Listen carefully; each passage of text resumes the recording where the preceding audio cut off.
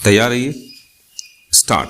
महोदय, दूसरे शब्दों में आर्थिक, व्यापारिक, निवेश और तकनीकी कारणों से द्वितीय महायुद्ध के बाद और शीत युद्ध के दौरान एशिया के देशों में पुनः धुंधलापन पैदा हुआ।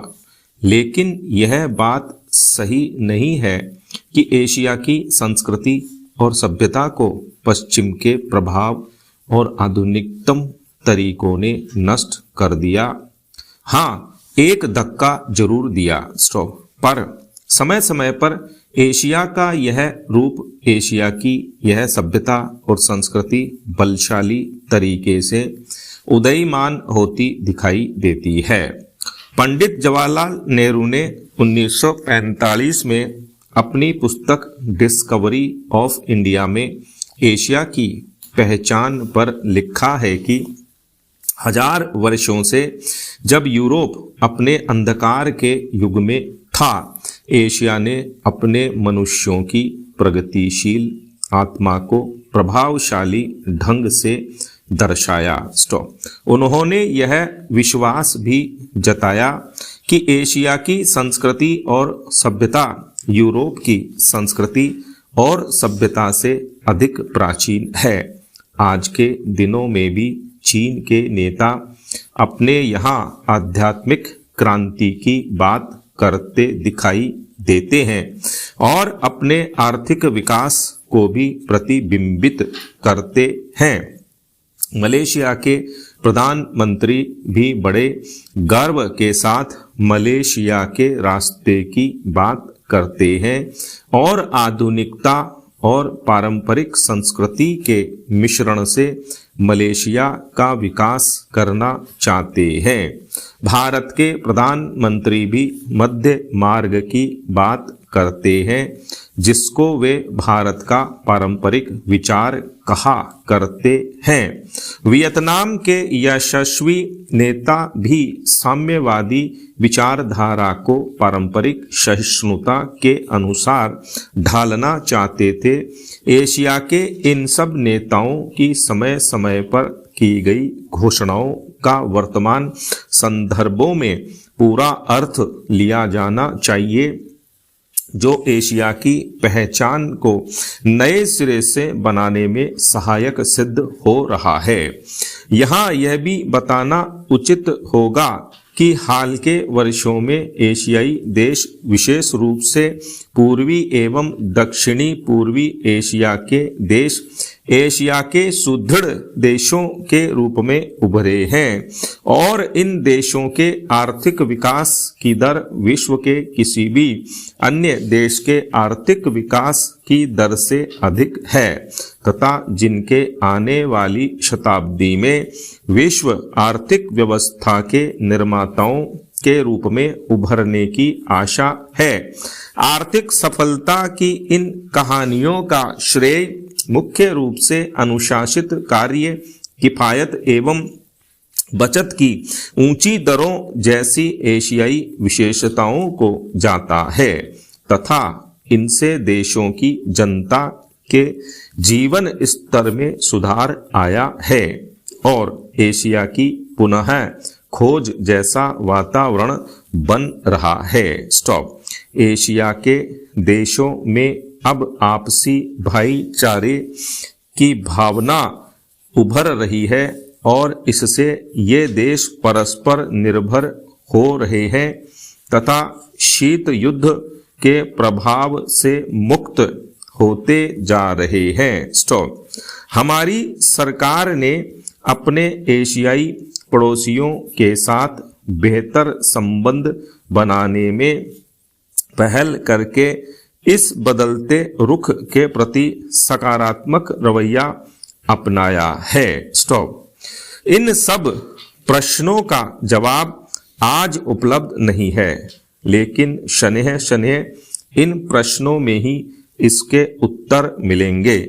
एशिया अपने इन प्रश्नों के उत्तर में एक नए एशिया को जन्म देगा और अपनी एक नई पहचान बनाएगा।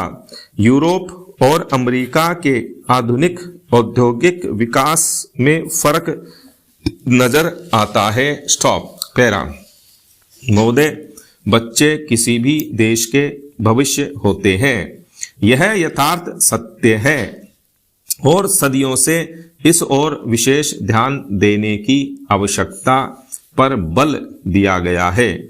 जन्म से लेकर बच्चों के स्वास्थ्य, रहन सहन और उनकी शिक्षा को लेकर उनके माता पिता का चिंतित होना स्वाभाविक है, लेकिन तेजी से अपनी जड़ें जमा रहे भौतिकवाद ने हर छोटे बड़े समाज के सामने ऐसे कई सवाल खड़े कर दिए हैं कि बच्चों को किस तरह उनका हक दिलाया जाए जिससे वे आगे चलकर मजबूती और आत्मविश्वास के साथ समाज के सजग प्रहरी बन सकें।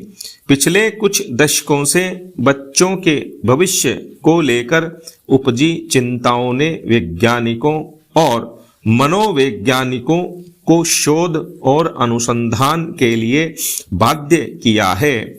नित नई नई समस्याओं ने माता पिता को दुविधा में डाल दिया है।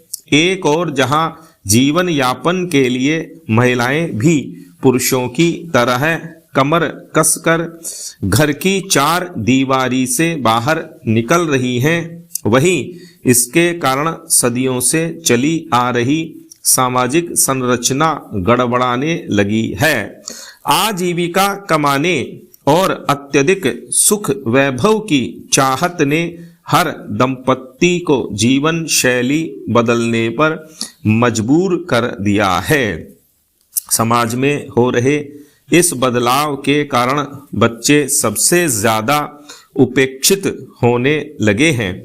अब तक की तमाम रिपोर्टों के मुताबिक यह स्पष्ट है कि अगर बच्चों के प्रति माता पिता की उदासीनता इसी प्रकार बढ़ती रही तो आने वाला वक्त तमाम परेशानियों के कारण जटिलता भरा हो जाएगा। स्टॉप।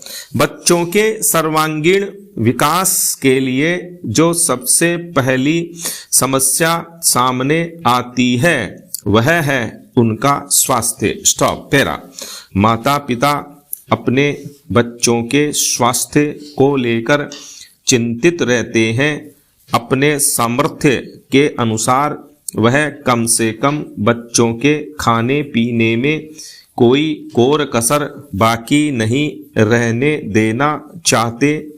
इस प्रयास में अक्सर यही देखा गया है कि माता पिता खाने पीने के मामले में बच्चों पर मनोवैज्ञानिक दबाव रखने में लगे रहते हैं।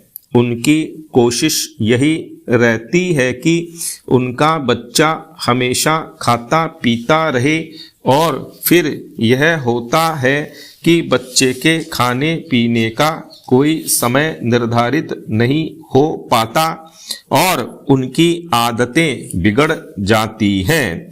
असमय खाने पीने के कारण कई प्रकार की समस्याएं पैदा होती हैं। इन बच्चों में मोटापा होना प्रमुख है। अगर आंकड़ों पर नजर डालें तो पता चलता है कि विकसित देशों में खास तौर से बच्चों का मोटापा चिंता का विषय बनता जा रहा है। पिछले 5 दशकों से खास तौर से अमेरिका में मोटापे के शिकार बच्चों की संख्या दुगुनी हो गई है। कुल मिलाकर 6 से 17 वर्ष की उम्र के ऐसे अमेरिकी बच्चों की संख्या लगभग 47 लाख थी। स्टॉप। यही नहीं, इस उम्र के मोटापे के शिकार बच्चों का कुल औसत 10.9% था। ऐसे बच्चों की प्रतिशत औसत की तुलना में 2 गुना से अधिक थी। इनमें मोटापे के शिकार बच्चों की संख्या पिछले 10-12 सालों में काफी तेजी से बढ़ी है। स्टॉप।